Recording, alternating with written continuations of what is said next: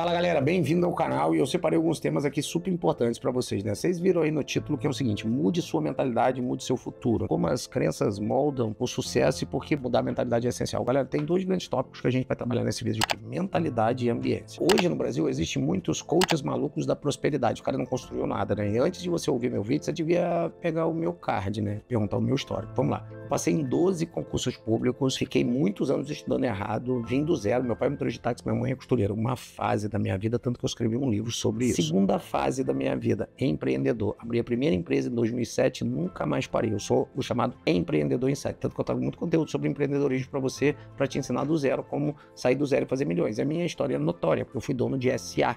Eu tive dentro da Abril Educação, da Somos Educação, Croton Educação, Cognita. Então eu tive dentro das maiores grupos econômicos educacionais do Brasil com a minha empresa que eu fundei lá atrás. E eu já não estou mais nela há um tempo e estou com outras empresas. Hoje no meu grupo são 13 empresas construídas durante o período de mais de 20 anos como empreendedor. E uma coisa que eu aprendi: por que algumas pessoas estão travadas e fadadas a trocarem o seu tempo de trabalho por dinheiro? Isso não faz sentido, cara. Só faz sentido você ser da CLT se você estiver indo para a CLT e aprendendo. Se você está num trabalho, galera, que você está aprendendo todos os dias e você está sedento de sangue, você sente que você está crescendo, não precisa nem crescer no salário, não precisa nem ser promovido lá dentro. O mais importante é, você está crescendo com o conteúdo que aquilo está te proporcionando. Vou te dar um exemplo: você sempre sonhou em ser confeiteiro, mas você não tem a menor noção de como ser um confeiteiro. Vai trabalhar numa confeitaria. Você sempre sonhou em ser vendedor de carro, mas você não sabe como é ser vendedor de carro. Ou melhor, você sempre sonhou em ser dono de uma loja de vender carros, mas você não sabe, vai trabalhar. Eu não consigo vender, eu nunca vendi, não tem vaga para vendedor. Começa como uma estação. Geralmente essas lojas botam você para ser lavador. Se você for bom, você vira manobrista. Se você for manobrista, você vira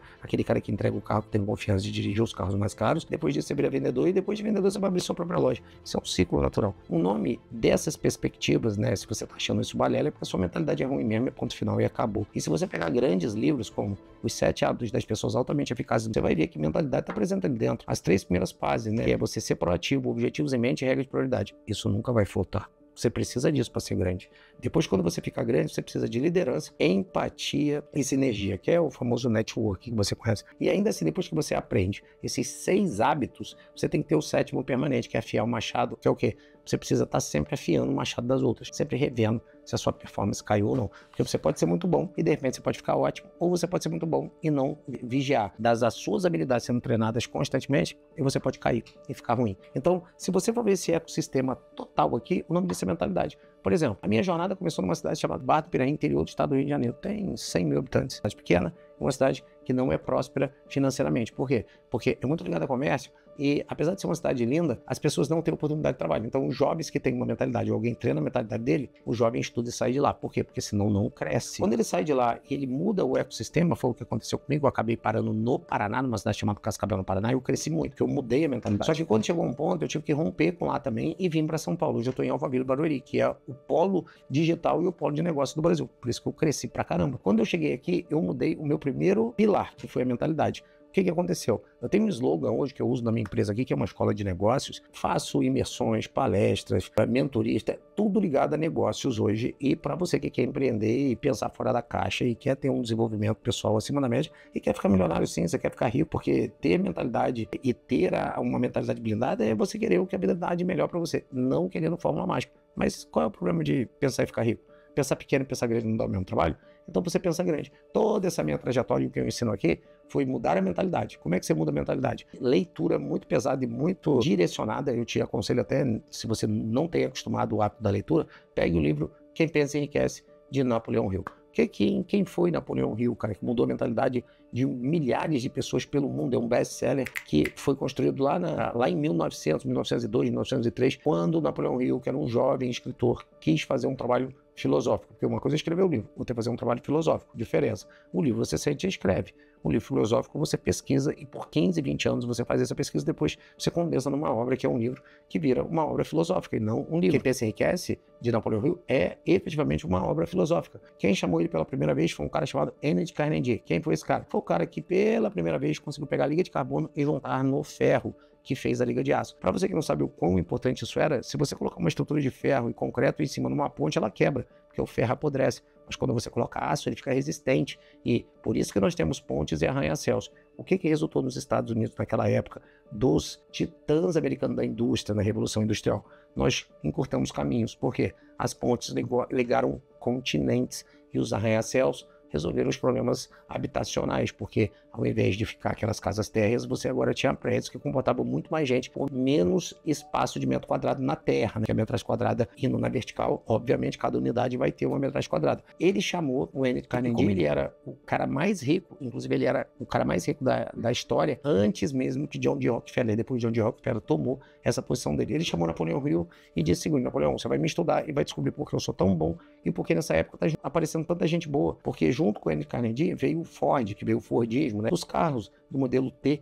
Depois disso veio o Firestone, que criou o primeiro sistema rotativo de veículo de base pneumática, que é o pneu que você conhece, que antigamente era de madeira, né, nas carroças e nos primeiros carros. Juntou N. Carnegie, Firestone, ele começou a estudar o presidente Harry da época, estudou também Edison, que foi, efetivamente você conhece como o criador da lâmpada, mas ele também foi o cara da corrente contínua, Tesla, da corrente alternada, e teve outros grandes homens levantados naquela época, que juntos a mentalidade era muito forte. Aí olha que interessante, o que Napoleão Hill colocou no livro Quem Pensa Enriquece, e depois escreveu também Mais Esperto que o Diabo, são duas obras muito importantes. Primeiro ponto sobre mentalidade, o segundo ponto, ambiência. Me diga com quem você anda, que eu vou dizer pra onde você vai. Cara, se você me der um prato de comida da pessoa, eu sei se ela é gorda, se ela é magra ou se ela é fitness. Se você me der um meio comportamental dela, eu vou dizer como ela se porta. Se você me dá o que ela lê, eu te digo como ela pensa. Simples. Se você pega um cara que lê Karl Marx e Engels, o cara é o esquerdista maluco lá. Se você pega um cara que lê a escola austríaca e a escola de Boston, eu te falo que ele é um economista brilhante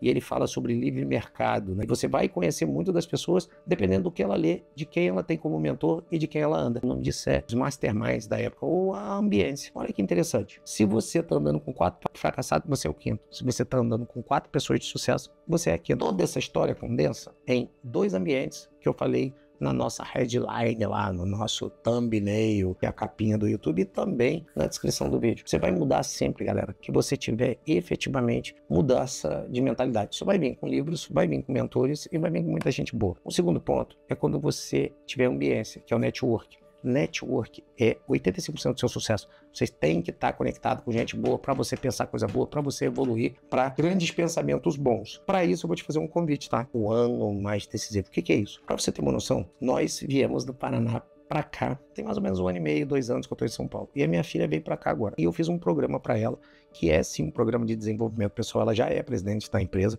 ela já é uma menina muito forte, ela já tem uma base muito boa, mas eu quero evoluir mais ela. E eu falei que por 52 semanas ela vai ter treinamentos específicos. E eu falei, cara, eu vou fazer isso para os meus alunos também. Então, eu vou dar uma perspectiva que você nunca viu sobre a sua vida e vou trazer para você o conteúdo que você precisa para pegar um 2025 e fazer completamente diferente de 2024. Se o seu 2024 começou e está terminando ruim, nós vamos fazer um 2025 de janeiro a dezembro sensacional, histórico, apoteótico, extraordinário, mas voltado por você. Lembrando que a gente tem que estar baseado na palavra de Deus, mas o que é a competência do homem, Papai do Céu não move uma palha. Deus demorou 6 dias para construir tudo que a gente conhece. No 7º ele descansou. Colocou no Éden Adão, fez ele dormir e de suas costelas Eva e disse, pode desfrutar de tudo. Só não pode desfrutar da árvore do bem e do mal. Eva fez o quê? Contaminada por um network horrível, que era a serpente, foi lá e comeu o fruto proibido. Quando Deus passou pelo Éden, Adão e Eva ficou com vergonha e se escondeu. Deus perguntou para ele, por que tu se escondes? Ele, cara, a Eva falou, eu comi a maçã porque fui cooptado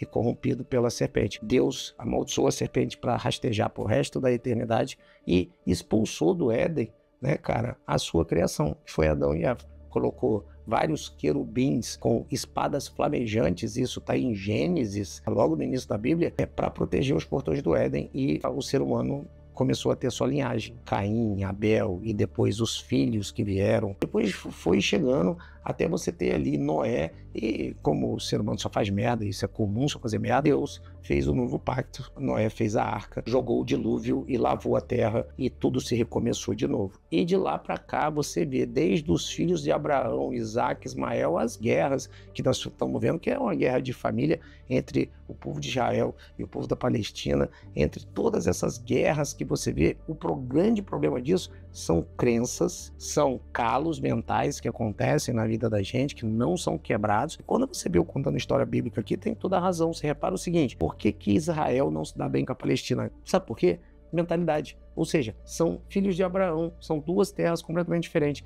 O povo judeu vem dos filhos de Isaac e o povo da Palestina dos filhos de Ismael, que também era considerado na época um jumento selvagem, que ia ser indomável pela profecia de Deus. Mas no geral da história é uma mentalidade enraizada lá dentro do povo. Você vê a mentalidade do Islã lá no Irã é super pesada e são regras diferenciadas. Aqui no Brasil nós temos uma mentalidade, cara, que é bem pior, tá? A nossa mentalidade é ficar grudada em calos mentais. Evandro, o que tem a história da Bíblia com mentalidade? Tem tudo a ver. Você já reparou que é uma guerra histórica e uma guerra de família? Aqui é a mesma coisa. Por que você não cresce? Você não cresce porque seu pai e sua mãe não colocou a mentalidade correta e os princípios corretos na sua cabeça. História familiar. Você não cresce porque a sua mentalidade não foi conjugada com outras pessoas que você não teve a oportunidade de congregar. Se tirar você do seu ambiente, colocar você em Harvard, em MIT, colocar você em Stanford, você vai ter uma cabeça diferente. Você vai evoluir de forma diferente. Então, mentalidade e ambiente está sempre ligado nas histórias da humanidade. O que é que eu preciso de você? Que você conecte e mude a sua cabeça. Pense em ser rico, pense em ser grande, pense em riqueza,